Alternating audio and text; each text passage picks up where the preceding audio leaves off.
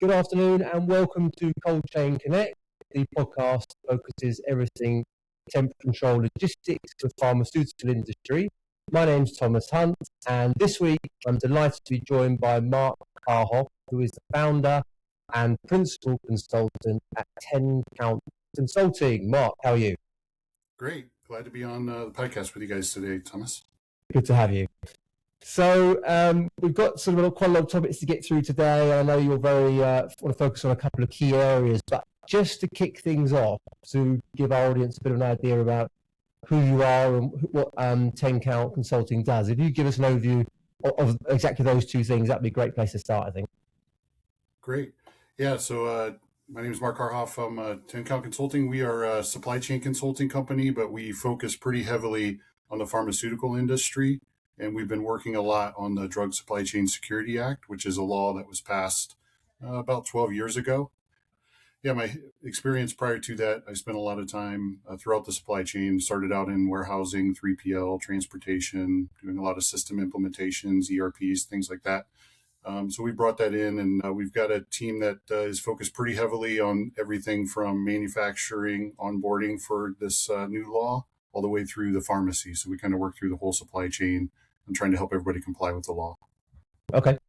And in terms of our little area around cold chain and cold chain logistics, how au fait or familiar are people in your experience currently in our sector on this? Yeah, definitely. Cold chain is a huge part, obviously, of pharmaceuticals, especially in the specialty products. So, cancer drugs and things that have a lot of vaccines and a lot of things that have temperature requirements to them. So there is a heavy focus. And I think there's an excitement around the possibilities that are unfolding with what this law sort of requires and the framework that it creates and some of the things that it can do on the cold chain side, especially. There's not things specifically in the law, I would say, that relate to cold chains because it's also for ambient and other products as well. Mm-hmm. But there are some exciting things that I'm excited to talk to you guys about to kind of share. Yeah, sure. Okay, so my understanding is it's not my area of expertise. It's a US law, and it's, as you said, it's been around for some time, and it was phased in over, I understand, various points. It wasn't something that immediately was set. It had various points that was phased in and around. In terms of how would you describe the current state of traceability in the US pharma industry as it stands today, from where it started to where we got to? Sure. So there are traceability laws around the world. Obviously, like Europe has EUFMD, it's called Falsified Medicine Directive. There's also most of the regions of the world have some laws. The US is a little bit unique in the way that this traceability law is laid out. The primary difference is there's not like a central database authority way of collecting data. It's done primarily through trading partners exchanging data, and then regulators being able to sort of follow the breadcrumb trail, so to speak, later of ownership when it's needed in cases of counterfeiting and others. So slightly different than the way the rest of the world has done it. Most of the rest of the world either has a government or some kind of, a pseudo-government agency, could be country or region that manages databases for serial numbers, basically uploads a lot of times that are done from the manufacturer side. And then for dispensing, when it gets to the pharmacy and they're ready to dispense the product, it sort of checks against that to make sure those numbers are legitimate. So in the U.S., it has been a long journey. The law unfolded mostly for manufacturers, probably the first, I'd say 5 to 8 years, somewhere in there was a lot of manufacturer work. And then you had the distributors were then required to start doing some things in terms of capturing data and sharing it and things like that. And then as you move beyond that and you move down the supply chain, really this last year or so, actually a few weeks ago, November 27th, we had the large dispensers, so the large pharmacies, so like hospitals and large retail chains have come online and are required now to accept data and then be able to do various aspects of the law. So if you take a step back from the law, kind of to understand it at a high level, it's basically putting a trackable number on a saleable unit and above, whatever product is going into the pharmacy, and then be able to share the data with your trading partner as it goes downstream so that they can use that as sort of a check against what they receive. Mm-hmm. And then later, when regulators have issues, they can request information to be able to say, who did you buy something from or who did you sell something to? Okay. And if you're doing cross-border, if someone's doing contract manufacturing, for example, in India, and they're bringing products into the US, how does that fit into a US compliance procedure? Sure. So it really kind of first it's kind of wrapped into the manufacturing requirements. The way I kind of explain the law, and we do training on the law as well. That's a big part of what we do is educating. We have training series and things like that. But the big part of the law is it's very role based. So you have manufacturers role, which and then you have repackagers, and then you have distributors, and then you have dispensers. And in the manufacturer sector, that can be things like moving data between contract manufacturer and the onshore warehouse and things like that. Mhm. The way I sort of describe it is wherever your chain of ownership goes to as a manufacturer, that's really where you own within your own systems, and then be able to share that data outside. So it's really different depending on the manufacturer and the distribution model. Most, I would say, typically will bring data and the product into the US and then they'll handle it from there. But there usually is a lot of negotiation with the contract manufacturers wherever they're located from the point of packaging. So that's also a key thing. So you may have like active pharmaceutical ingredients or other ingredients. Those are not a part of DSCSA. It's once you put it into a saleable package, that's really where you're required. So Right. Where does it go wrong? Where are the weak spots in that process? yeah, this law has really exploited a lot of weak spots in the supply chain. I Yeah. think the biggest thing is the fragmentation that sort of naturally has happened over the years in the pharmaceutical industry. I've worked in a lot of different industries, and it kind of surprised me in the pharmaceutical industry to see how things are still sort of really segmented. So generally, when you're passing product, you're maybe sharing an ASN or a bill of lading or something. You're not sharing anything beyond that. This whole law has required everybody to sort of raise their game in terms of the amount of data. So probably the best example is if you think about a typical shipment, usually that would be like one file or, with multiple lines on it or one paper packing slip. Now you're talking about sometimes it can be 20, 30,000 rows for every saleable unit that's on that truck. You're getting like an individual, at least one and probably multiple records. So it's a lot of data. So that has been the biggest challenge is helping clients sort of figure out how to manage that data and then share it down the supply chain. Right. Okay. Who's it shared to? Just sort of out of interest. Where's that data go once it's collected? It's going to the trading partners. So that's Right. sort Okay. of the first thing. So whoever you're selling it to, so like a distributor in the US is probably most typically, or to the hospital or pharmacy if you're selling directly. So you're required to provide that data with the shipment so that they can sort of check against it. Okay. And then after the fact, the regulators, if you have some kind of event, let's say, a state regulator gets a call for, a suspicious product and they start looking, they can sort of trace back to figure out, okay, where was this purchased at? Who did they buy it from? Who did they sell it to? And that's sort of how you put the breadcrumb trail together. And that's called product tracing is what the law calls that. Right. Okay. And which industries are really good at this at the moment? And how does cold chain stack up in terms of your perception or what you've seen in general? Yeah, it's been definitely been a journey for pharmaceuticals. I think it's now moving more into food. It's not quite as, I guess, strict. It's more guidelines, I think, is what the FDA calls it, or maybe rules that they've been working on. So there's not like as heavy a requirements as there is with this being a law, Mhm. but the framework that's been created here is now starting to be used in other industries. So it started within pharma, and if you look at things like sort of Amazon or those areas, are they implemented? Is it a similar law, obviously there with other industries? Is that what you're looking at? Yeah, it is a tricky thing because I think traceability can mean different things. So definitely, I'd say in the parcel industry, it's sort of been there in terms of being able to see track numbers and where they're going and things like that. You think about the computer industry, even the manufacturing of cars and things, you have VIN numbers, engines are serialized. So there are sort of bits and pieces that happen in different industries. I think this was one of the first times that I can think of where there was a whole industry was mandated to be able to actually put track numbers on things and be able to trace them. Right. Okay. Yeah. Okay. Interesting. What were they doing before this then? So this happened 12 years ago. What happened before? What was the outcome when things went wrong? It really it exposed a lot of challenges. Really, what happened is that you had sort of bad actors, I guess we'll call it, and those can come from different areas. So it can be everything from doctors or wholesalers that were sort of operating illegally, but then you also have crime that came into it, and they were basically, and they still are in some cases, creating sort of I guess I'll call it collection points where they're gathering up empty bottles and they're filling them with things, and then they find ways to get the stuff into the supply chain. And that's really what this law exposed. Is you had a series of counterfeit events that were pretty high profile. In the late 90s and early 2000s, some cancer drugs and some cholesterol drugs and things that were hit, and that really triggered some of the states to pass laws. And then really to be able to manage every state differently would have been really challenging. So finally Congress stepped in and created this sort of universal law for the US. Yeah, I saw actually recently you were talking about, I think it was an Ozempic situation where there was a counterfeit Ozempic coming out. Was that right? Yeah, that definitely is big. Yeah, the whole GLP-1, and there's obviously a few different manufacturers and it's growing in different sort of formulations and things. But that has been a big problem. So, and there was really kind of fuel in the fire with that, because what happened was Novo Nordisk, for everything they tried, they could not keep up with production because the demand was so heavy for it, and it caused a shortage.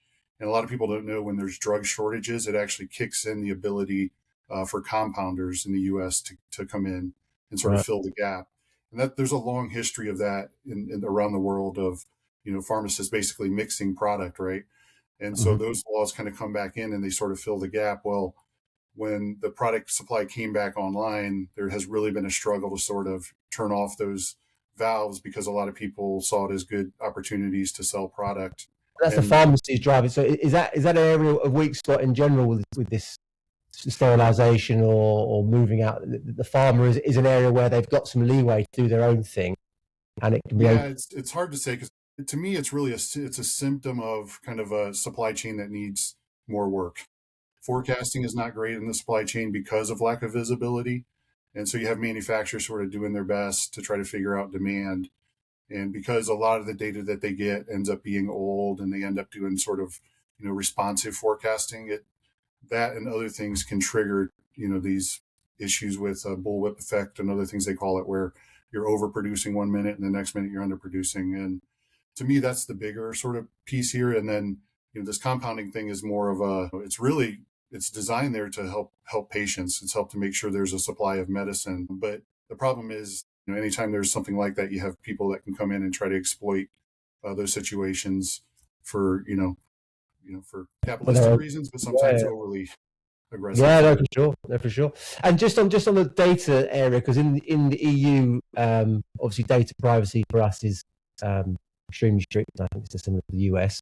How with this level of data being captured, how do companies sort of balance that in terms of using the data and passing it down the supply chain, but also control the risk element of sharing that information? Yeah. The interesting thing with the law in the US is it is very much managed by each trading partner. So they only share with the entities that are purchasing or they're buying from, they'll receive data from, right? So that's the first thing. The second thing is the law sort of stops at, I would call it the receiving dock of the pharmacy. So it's basically meant to make sure safe product gets to the pharmacy, and there's not requirements for like tracking who the patient is or anything like that. So there's sort of I guess I call it kind of an invisible wall right now between, what the patients get and what's actually delivered to the pharmacy. That may change as time goes on in terms of being able to utilize this data more. But there's HIPAA and other laws in the U.S., and I know there's even more in the EU, where basically there's things that trading partners are going to have to watch as they start using that data to make sure they don't use data that would exploit or cause any issues with those. Okay. And then in terms of conversations you're having with sort of pharma leaders on this topic, if you look forward for, say, the next 3 years as a time frame, where do you think the biggest weak spot in cold chain is specifically? Is it the infrastructure or building out the infrastructure to control basically product and medicines going through supply chains, or is it the digital systems behind it? Which ones have you seen look most open or have the biggest weak spot? Yeah, I would say definitely those are big parts of it. Probably the bigger thing is the interoperability, I'll call it, of who can you share data with and how do you share in formats and things like that. There are standards, but they're really kind of unfolding still more and more. But, the real challenge is like, I can share data with my trading partner, but beyond that, can I get data beyond that I need to be able to do things like more advanced forecasting and stuff? And I think that's actually one advantage to the way the U.S. law is. It is more sort of open to those kind of things to unfold more at I guess I'll call it business to business level. or sector to sector or channel to channel. And that's what we're really starting to see. I think the probably the most thing, or one of the most things I'm excited about, is there are a lot of historical channels or challenges rather in cold chain in pharma, and one of the biggest one is time out of cooler. So a drug typically will be rated, to say, hey, this product can be outside the cooler for so long before it becomes unsafe. And most manufacturers, the way they will manage that is by bucketing hours or time. So they'll say, okay, our warehouse will get an hour, the distributor, you'll get 2 hours. Hospitals, you can have 3 hours out of cooler. So in total, they may have like 6 hours on this product. Because they're not at a granular level of traceability yet, sort of connecting that, they lose some of that time out of cooler. So basically, product that's out of cooler, say 3 hours at the hospital or pharmacy, they may end up destroying it because they don't know if it's been out of cooler very long upstream. So to me, that's a very interesting thing that I think this is really going to help this law along with cold chain, is to be able to share time out of cooler at a serial saleable unit level as it goes down the supply chain, so that when you get to the hospital side, if they say, one of the biggest challenges in healthcare is a busy nurse, because they're so pressed for all the things they're doing, they put a product on the counter and they forget, or a patient cancels or something like that. And a lot of times product ends up getting destroyed, and sometimes it can be really expensive product, and that has a circular effect or a downstream effect, or upstream. It will essentially drive up the cost of products eventually, because that product that cost has to be baked in somewhere. So I'm excited about what can unfold here, because I think as those, especially like cancer medicines and the higher value medicines, start to engage in this, I think it's going to open a lot of opportunities to reduce a lot of costs in that, and really, really hopefully serve the patient better too, because it'll keep more product available is the other thing. Yeah. So is it been integrated in sort of IoT device area? Is that what you're talking about? Traceability? Yes. Yeah, that's definitely, I think it's funny, the last trade show I went to, if you go back like 10 years, there was a handful of, IoT devices. And the last trade show, I mean, it was like majority of the presenters there were things that were related to that. So, the containers that can track things, the devices that go along with the products, the barcode, there's all kinds of cool things I think that are opening up in this. And so really the challenge becomes like, how do you interoperate all these things? So how do you, Yeah. You may have, a manufacturer decides to do this, but doesn't mean every manufacturer is going to, right? And so I think that's where I love the way that trade groups are starting to come together. So you're starting to see that, like pharmacy trade groups, or I work a lot with a trade group called National Association of Board of Pharmacies. They're doing kind of innovation things like this, where they can sort of bring together groups and sectors to try to figure out, okay, how do we step forward and then bring in the GS1s, the standard makers of the world, to then sort of lay standards out. Yeah. But I presume to be compliant, you need good IoT tech to support that, because you need the information. Is that right? I mean, Right. So the law doesn't it mandates that you have to put a 2D barcode on the product. It doesn't mandate that you have to use that for the data purposes. So the FDA has clarified in some guidances. There were questions around that, like with RFID and things. And basically what they said is you can use any sort of technology that the industry decides. You just have to make sure that it ties back to, that original label and data that was in the barcode and was sent downstream. okay. And then what do people underestimate in our industry in this? What are they sort of, as they look at and sort of not really pay much attention to, but they should? I would say the biggest thing we're coming across is training and after go live support. So the FDA is now starting to do a lot more inspections. They're actually doing virtual inspections. Right. With How does that work? So basically, they've released some guidance, I think a year or two ago, where they have the ability to basically call up a manufacturer and say, hey, we would like to have a virtual inspection with your plant over in Germany or over in, wherever, India. And essentially what they'll do is they'll call, they can physically go to those places and there's processes for that. But this is meant to more kind of make things a little bit more responsive. And I've heard from some manufacturers that is happening now. And it's specifically for this DSCSA law. They'll go through the requirements and say, hey, how are you meeting this requirement? How are you meeting this requirement?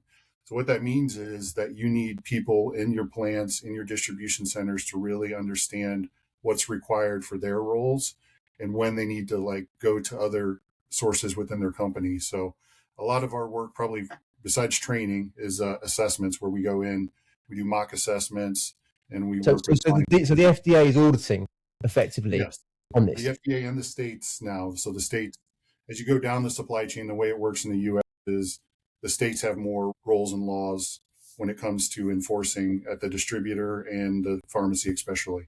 Okay. And what do you need to have in place if an FDA comes knocking on the door and wants to audit to get your house in order? What does it need to look like? It starts with procedures. So good procedures that outline what you're doing, how you're covering the requirements. Those should sort of tick and tie to the requirements of the law. And then training, being able to document and show that your people are trained. So, when they ask and say, how do you know how to do this? Then the response should be, hey, I've been trained on this procedure, and be able to reference it. And then, okay, well, let me see the record of where you were trained, right? If it's Drug Supply Chain Security Act, your teams have to be trained on that exact procedure. It's not a general company procedure. It's relating to. Yeah, it should be in your general SOPs. Is it what you want? So ultimately, all this stuff should bake in, just like any other part of laws in the U.S. There's lot control laws and things like that, and it's part of what we call GMP, right? Good manufacturing processes and validation and things that go around that. So this is just another thing that ties in. It's just there's a heavier focus on it right now because it's new and it's meant to secure the supply chain, really.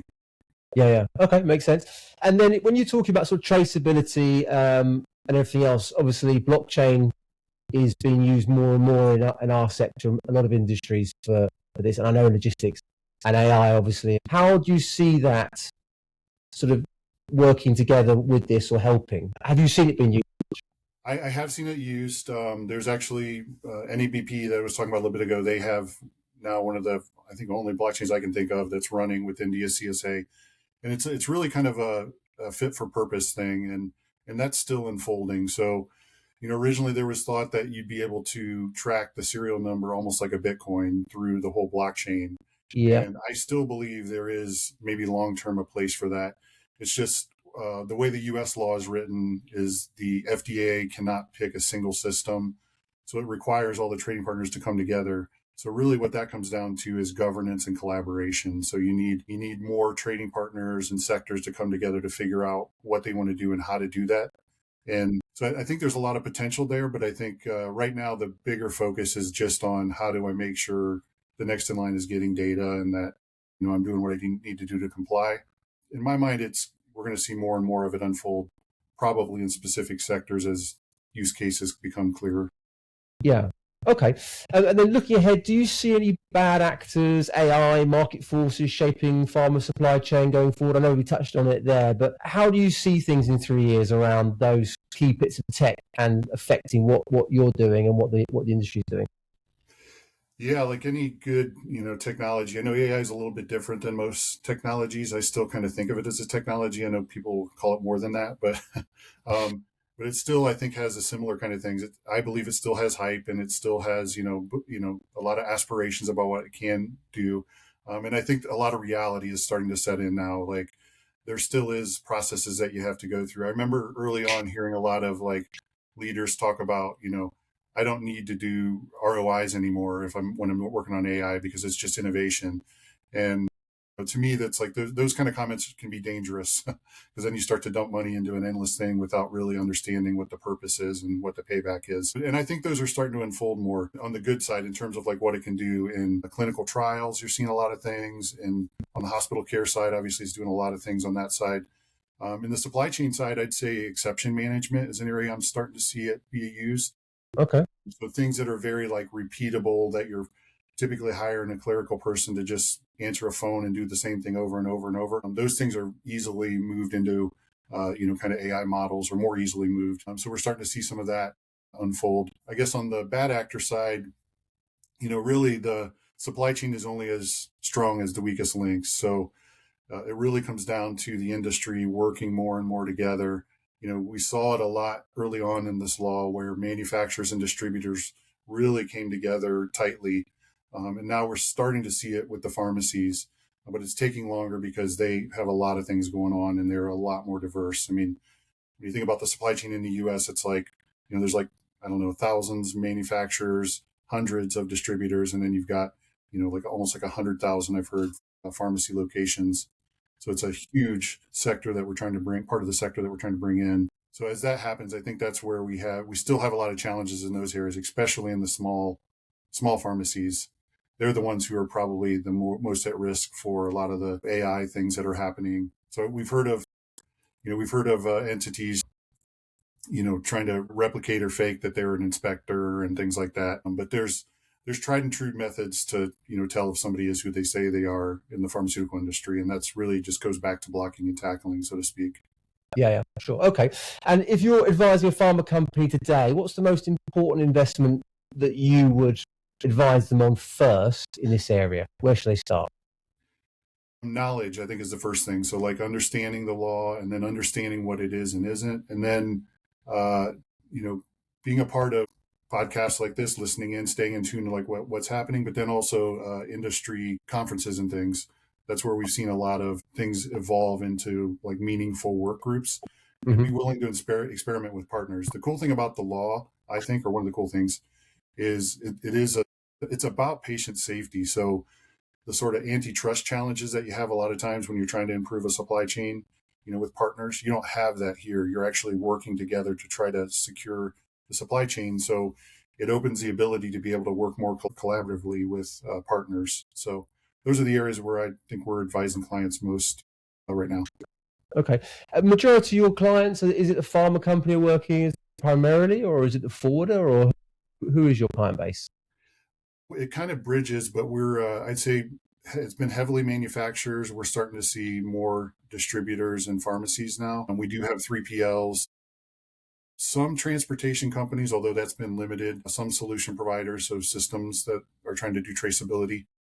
And that's where I think the cold chain connections are happening more now too, is on the solution and system providers that do sort of, systems for sharing data and platforms and things like that. So I'm excited about that area as well.